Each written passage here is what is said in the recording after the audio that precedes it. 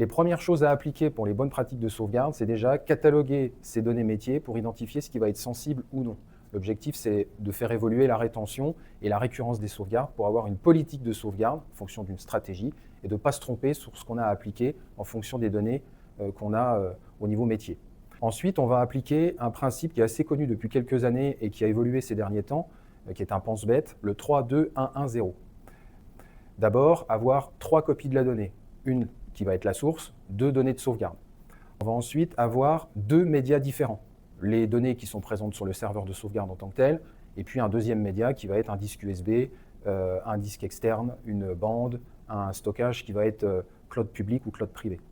Une sauvegarde offline, c'est-à-dire un média qui va être un disque USB, encore une fois, une bande, un stockage immuable qui permet d'avoir un mode déconnecté et d'éviter qu'un malveillant soit capable de se connecter à la sauvegarde et donc d'altérer les informations. On va ensuite avoir une sauvegarde qui va être sur un site différent pour ne pas avoir la production et la sauvegarde sur le même site. On a encore différentes situations où ça se produit et ça peut générer des difficultés sur incident. On finit avec zéro erreur de sauvegarde, ça veut dire bien vérifier que les sauvegardes fonctionnent correctement, intervenir rapidement en cas d'incident et faire absolument des tests de restauration sur le contenu des machines et également la restauration des serveurs en tant que tel pour vérifier que tout repart et que les données sont intègres à partir du moment où vous en avez besoin.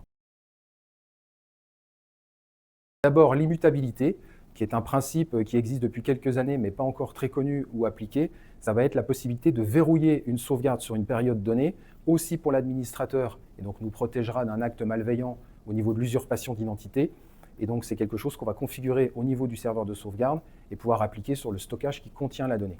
Ensuite, on va avoir des nouveautés sur l'analyse des données de sauvegarde. On ne capitalise pas encore suffisamment sur les données de sauvegarde, c'est plutôt pour restaurer des informations qu'on va aller les utiliser.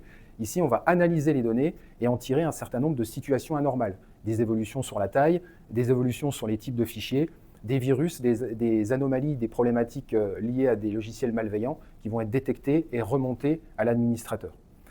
Et enfin, grâce à cette analyse des données de sauvegarde, on va avoir la possibilité d'utiliser l'intelligence artificielle qui commence à arriver et à qui on va pouvoir poser des questions. Quelle est l'intégrité de l'application métier qui fait intervenir les sauvegardes du serveur A, B, C et qui me permet d'avoir une vue d'ensemble? Est-ce que j'ai la possibilité de gagner de l'espace dans mon environnement de sauvegarde grâce à des optimisations?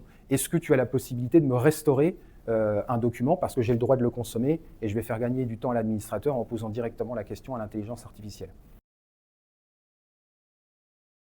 Brice Munier, directeur de l'infrastructure et de l'innovation chez Adista. Je m'occupe pour la partie infrastructure de tout ce qui va être design, mise en production, exploitation des environnements mutualisés, cloud et cyber, et également de l'innovation, ce qui va être autour de la veille et de la prospective.